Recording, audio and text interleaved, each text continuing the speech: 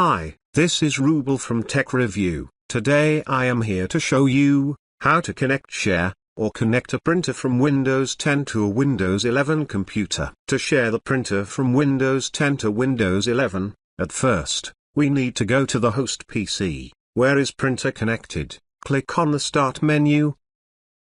Type Control Panel. After appearing the Control Panel, click on it. Now under the Hardware and Sound group, click on the View Device and Printer. From this list, find your printer, and right-click on it. Click on the Printer Properties. Click on the Sharing tab. Give a check mark on Share this printer. Click on Apply. Now click on Network and Sharing Center. From the left side, click on the Change Advanced Sharing Settings. Under the Guest and Public Current profile, turn on Network Discovery. Under the File and Printer Sharing, make sure it is selected. Turn on File and Printer Sharing. Click on the All Networks arrow. Select this option. Scroll down, and select Turn off a password protected sharing.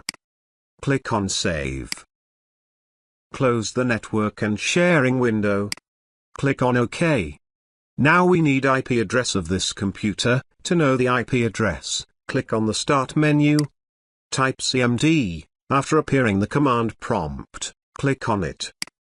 After opening the command prompt, type the command ipconfig, press enter. This is my host PC's IP address. Note this IP. Now go to the client computer, which one you want to connect with the printer. Simultaneously press Windows +R key. In the Run dialog box, enter your host IP address with /. After inputting the IP address, click on OK. Here you can see your shared printer. Right-click on it. Click on Connect.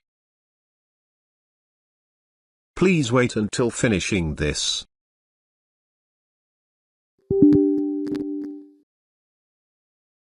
After finishing this process, your printer is connected.